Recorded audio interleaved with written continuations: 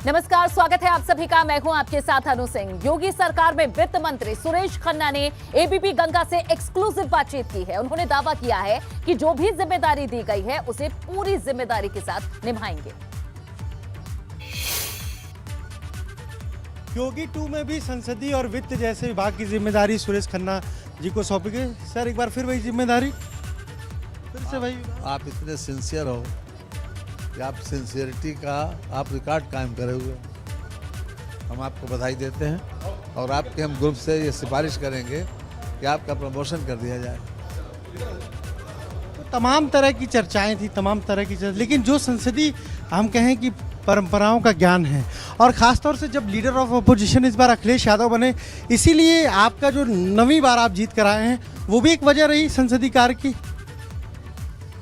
मैंने कहा ना कि वजह रही आप, जो आपके अनुभव का फायदा हमको मिला।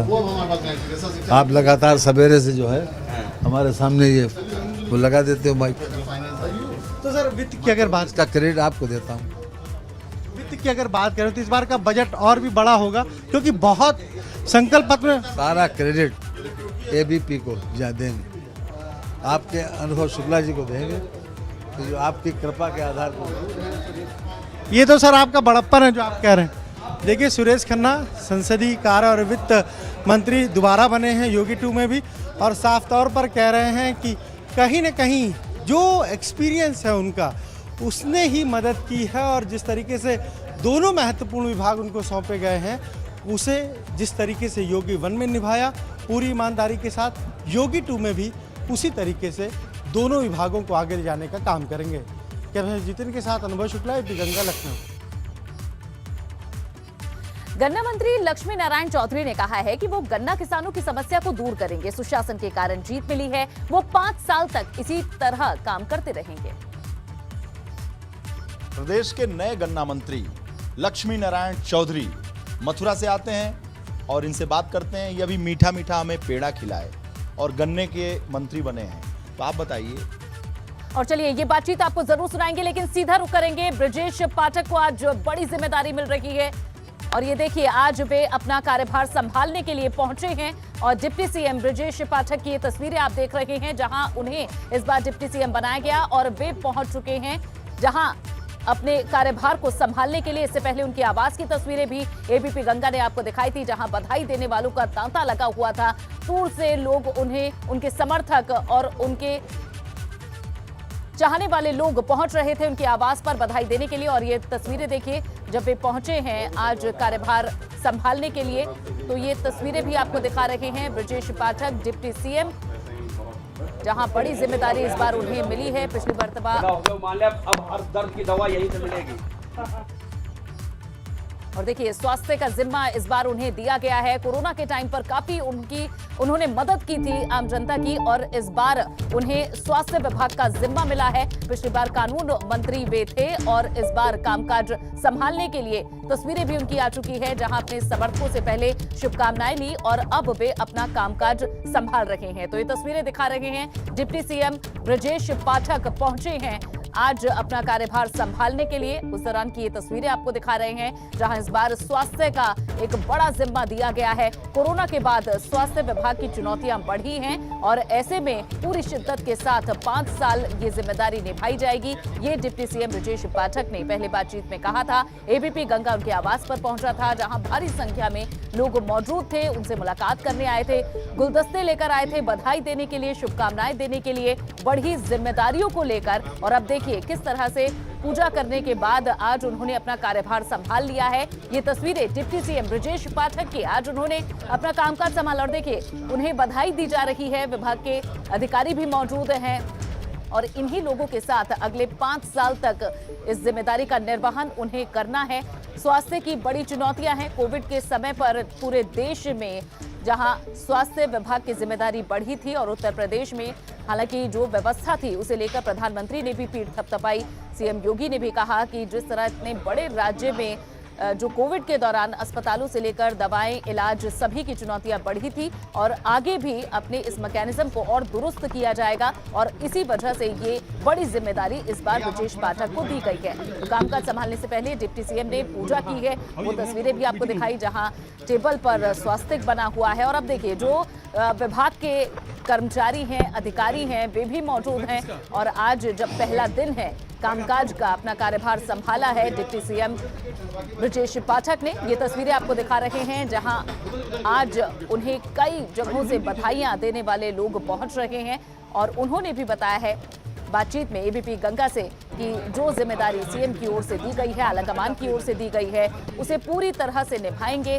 प्रदेश की जनता की सेवा करने के लिए एक बार फिर से जो मौका मिला है उसका निर्वहन किया जाएगा। तो ये देखिए कामकाज संभाल लिया है और अब बैठकों का दौर शुरू होगा जहां विभाग के कर्मचारी, अधिकारी भी मौजूद हैं। हर किसी ने उन्हें शुभकामनाएं दी है। पहले कानून व्यवस्था उन्होंने देखी और इस बार स्वास्थ्य व्यवस्था का जिम्मा ब्रजेश पाठक को मिला है। बढ़ते हैं आगे। गन्ना मंत्री लक्ष्मी नारायण चौधरी ने कहा कि वे गन्ना किसानों की समस्या दूर करेंगे और सुशासन के कारण ही उन्हें जीत मिली है। 5 साल तक इसी के तहत कामकाज किया जाएगा। ये बातचीत आपको सुनवाते हैं। प्रदेश के नए गन्ना मंत्री लक्ष्मी नारायण चौधरी मथुरा से आते हैं और इनसे बात करते हैं। ये अभी मीठा मीठा हमें पेड़ा खिलाए और गन्ने के मंत्री बने हैं। तो आप बताइए, गन्ना मंत्री बने हैं, पिछली सरकार में आप पशुधन मंत्री थे, क्या परिवर्तन कर देंगे? देखिए ऐसा है, अभी विभाग का चार्ज मैंने लिया नहीं, अभी अधिकारियों से बैठक होगी और इसके बाद हम पहले एक 100 दिन का प्लान बनाएंगे और इसके बाद मेरी कोशिश होगी कि आदरणीय मुख्यमंत्री जी ने जो विश्वास और भरोसा मेरे ऊपर जताया है मैं उस पर खरा उतरूँ। गन्ने को लेकर क्या रोड मैप है? जो किसानों का आंदोलन हुआ, गन्ना किसानों का आंदोलन हुआ, उनके पेमेंट का मामला हुआ, गन्ना बेल्ट से आते हैं, पश्चिम में गन्ना मंत्री कहा जाता है, सुरेश राणा थे, हार गए, चुनाव हार गए। तो आपको लगता है कि गन्ना मंत्रालय जो मिला है आपको बहुत चुनौतीपूर्ण है? देखिए, कोई भी विभाग ऐसा नहीं होता है कि जिसके बारे में ये कहा जाए कि वो ये विभाग आने के बाद हारता ही है आदमी। मेरे पास पशुधन और डेयरी विभाग था। पिछले 40 साल में जो भी पशुधन और डेयरी विभाग का मंत्री रहा है वो हारा है और ये मिथक भारतीय जनता पार्टी ही तोड़ती है और मैं 50,000 वोट से जीता हूँ। तो इस तरह की कोई बात नहीं है। राणा जी ने मेहनत की, वहाँ की कुछ परिस्थिति ऐसी थी, एक वो चुनाव हार गए। हमारी कोशिश होगी कि गन्ने की समस्या का समाधान पूरी तरह से हम करें। देखिए, किसान की फसल का वाजिब दाम मिले और समय पे मिल जाए, यही एक मुख्य लक्ष्य हमारा है। गोरखपुर में एक मीटिंग हुई थी जिसमें आपने हमसे कहा था कि पश्चिमी उत्तर प्रदेश की चिंता छोड़िए, पश्चिमी उत्तर प्रदेश तो हम बहुत अच्छा करेंगे, पूर्वांचल की हमें चिंता है। वही सच भी हुआ। 7वां चरण सबसे खराब हुआ और जिसकी चिंता, जहां से आप आते हैं ब्रज पश्चिम से, वहां तो अच्छा परफॉर्मेंस हुआ। जिस समय वहाँ मीटिंग हो रही थी और आपके साथियों ने और आप लोगों ने मुझे पूछा तो उन्होंने ये कहा मुझसे कि सपा का ये कहना है कि पश्चिम उत्तर प्रदेश में सुपड़ा साफ है। तो मैंने ये कहा एक सुपड़ा साफ तो होगा, पता नहीं हमारा होगा या उनका होगा, ये वक्त बताएगा। फिर कुछ ऐसी बात आई कि पश्चिम उत्तर प्रदेश में 17 आएंगी या इतनी आएंगी। तो मेरे मुंह से अचानक ये निकल गया था, वो बाबा गोरखनाथ की कृपा रही, मेरे मुंह से निकल गया था कि यदि इतनी 17 सीट आएंगी तो यदि मैं चुनाव जीतूंगा तो मंत्री नहीं बनूंगा।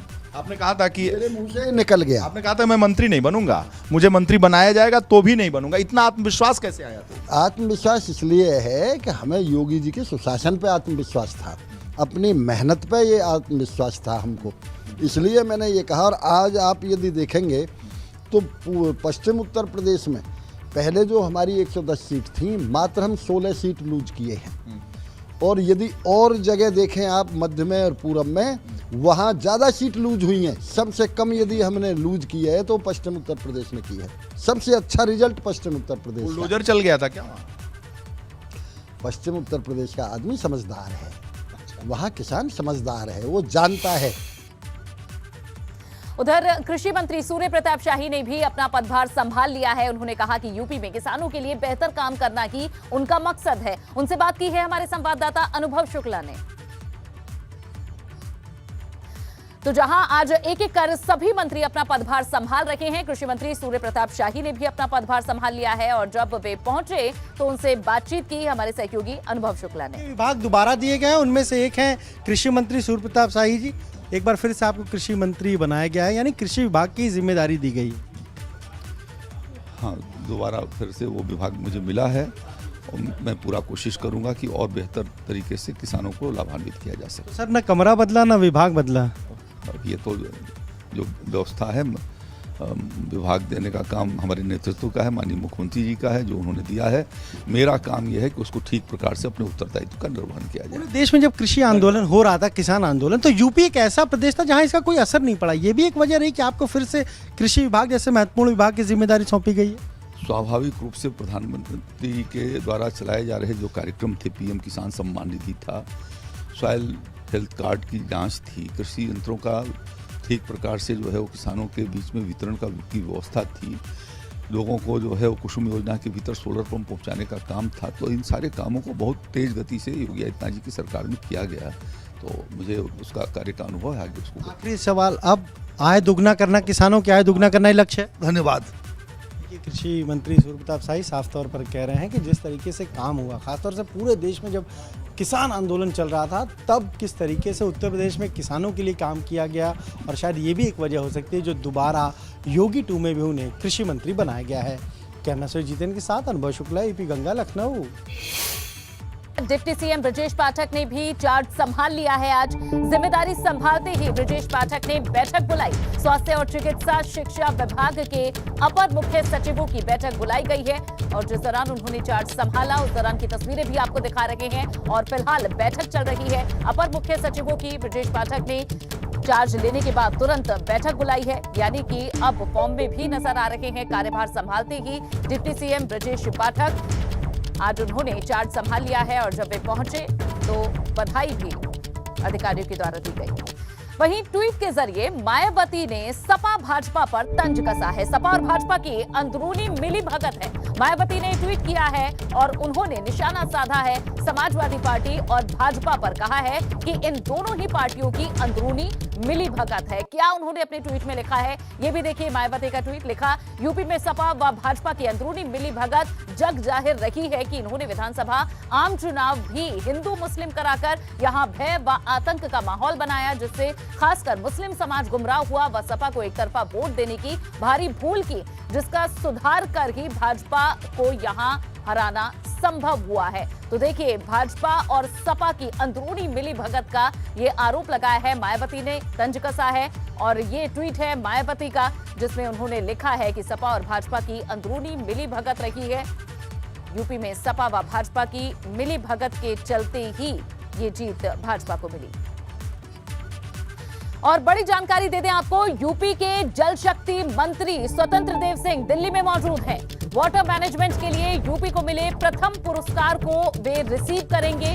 राष्ट्रपति रामनाथ कोविंद उत्तर प्रदेश को आज ये प्रथम पुरस्कार देने जा रहे हैं। जल शक्ति विभाग के तहत वाटर मैनेजमेंट के लिए प्रथम पुरस्कार मिल रहा है और दिल्ली के विज्ञान भवन में इस कार्यक्रम का आयोजन किया गया है, जिसमें उत्तर प्रदेश ने पहला स्थान हासिल किया है। और इस अवार्ड को, इस पुरस्कार को स्वीकार करने के लिए पहुंचे हुए हैं दिल्ली में इस वक्त जल शक्ति मंत्री स्वतंत्र देव सिंह। तो यूपी के जल शक्ति मंत्री स्वतंत्र देव सिंह आज वाटर मैनेजमेंट के लिए यूपी को मिले प्रथम पुरस्कार को रिसीव करेंगे। खुद राष्ट्रपति रामनाथ कोविंद से उत्तर प्रदेश को आज ये पहला पुरस्कार मिलने जा रहा है। जल शक्ति विभाग के तहत वाटर मैनेजमेंट के लिए ये प्रथम पुरस्कार उत्तर प्रदेश ने जीता है। तो एक बड़ी कामयाबी उत्तर प्रदेश के लिए, इस राज्य के लिए जिसने वाटर मैनेजमेंट में पहला स्थान हासिल किया है। और देखिए, नवनिर्वाचित जल शक्ति मंत्री स्वतंत्र देव सिंह आज दिल्ली में ये अवार्ड लेंगे, ये प्रथम पुरस्कार हासिल करेंगे और खुद राष्ट्रपति रामनाथ कोविंद ये पुरस्कार उन्हें देंगे। दिल्ली के विज्ञान भवन में ये कार्यक्रम आज है। और चलिए देखिए, जब ये प्रथम पुरस्कार उत्तर प्रदेश को मिला तो खुद जल शक्ति मंत्री ने इसे लेकर एक ट्वीट भी किया है, वो भी आपको दिखा देते हैं। जल शक्ति मंत्रालय के दायित्व के लिए मैं राष्ट्रीय एवं प्रदेश नेतृत्व का आभार व्यक्त करता हूं। मैं माननीय प्रधानमंत्री श्री नरेंद्र मोदी जी व माननीय मुख्यमंत्री श्री योगी आदित्यनाथ जी के मिशन और विजन के अनुसार कार्य करते हुए आम जनमानस का जीवन बेहतर बनाने के लिए प्रयासरत रहूंगा। तो ये जो जिम्मेदारी दी गई है उसका आभार व्यक्त किया है। और देखिए, जिम्मेदारी मिलने के बाद एक बड़ी कामयाबी भी उत्तर प्रदेश के खाते में आई। खबरों में आगे बढ़ेंगे। बाराबंकी से एक बड़ी जानकारी मिल रही है, जहां नहीं कम हो रही हैं मुख्तार की मुश्किलें। जी हां, मुख्तार के खिलाफ अब एक और मुकदमा दर्ज हो चुका है। मुख्तार अंसारी सहित 13 अभियुक्तों पर पुलिस ने गैंगस्टर एक्ट का मुकदमा बढ़ाया है। ये बड़ी खबर, ये लोकतंत्र की हत्या है, मुख्तार के वकील ने कहा है। आपको बता दें कि मुख्तार अंसारी पर उत्तर प्रदेश में कुल 52 मुकदमे दर्ज हैं, जिसमें 15 ट्रायल स्टेज पर चल रहे हैं और अब इस सूची में एक और मुकदमा शामिल हो गया है।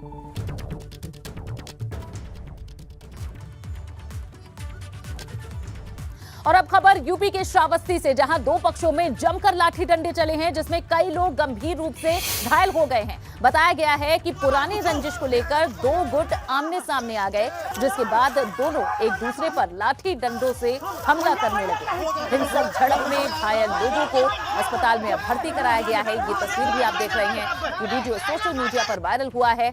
आपसी झड़प का ये वीडियो श्रावस्ती के नरपतपुर गांव का बताया जा रहा है।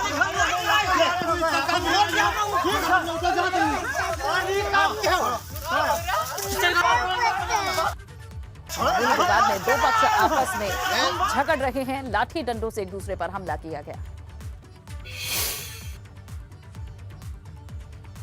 वहीं ग्रेटर नोएडा में दबंगों ने एक दिव्यांग पर लाठी डंडों से हमला कर दिया। बताया जा रहा है कि किसी बात को लेकर दोनों में विवाद हो गया, जिसके बाद एक महिला और एक शख्स ने लाठी डंडों से दिव्यांग पर हमला बोल दिया। उसकी स्कूटी भी तोड़ी गई। दिव्यांग शख्स लगातार हमला न करने की गुहार लगाता रहा, लेकिन वो नहीं माने। दिव्यांग की स्कूटी तोड़ दी गई।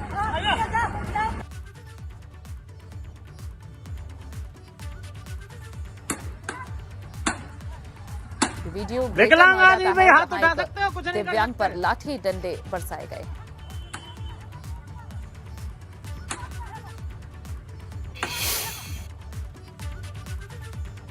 और चलिए, दिल्ली से एक खबर मिल रही है। दिल्ली में आरएलडी की राष्ट्रीय पदाधिकारियों की बड़ी बैठक हो रही है, जहां ये बैठक बुलाई गई है। दिल्ली में आरएलडी की राष्ट्रीय पदाधिकारियों की बताया जा रहा है कि कॉन्स्टिट्यूशनल क्लब में आरएलडी राष्ट्रीय पदाधिकारियों की ये बैठक है। जयंत चौधरी की अध्यक्षता में बैठक होने जा रही है और बैठक में यूपी चुनाव की समीक्षा होगी। सूत्रों के हवाले से खबर, आगे की रणनीति पर बैठक में चर्चा की जाएगी। तो जहां आरएलडी की ये बैठक होने जा रही है दिल्ली के कॉन्स्टिट्यूशनल क्लब में, आरएलडी राष्ट्रीय पदाधिकारियों की ये बैठक होगी, जिसमें जयंत चौधरी पहुंचेंगे। उनकी अध्यक्षता में ही ये बैठक होने जा रही है और सूत्रों के हवाले से जानकारी ये है कि यूपी चुनाव की समीक्षा इस बैठक में की जाएगी। आगे की रणनीति पर चर्चा संभव है इस बैठक में, जहां बड़ी जीत का दावा आरएलडी की ओर से किया जा रहा था सपा के साथ गठबंधन करने के बाद।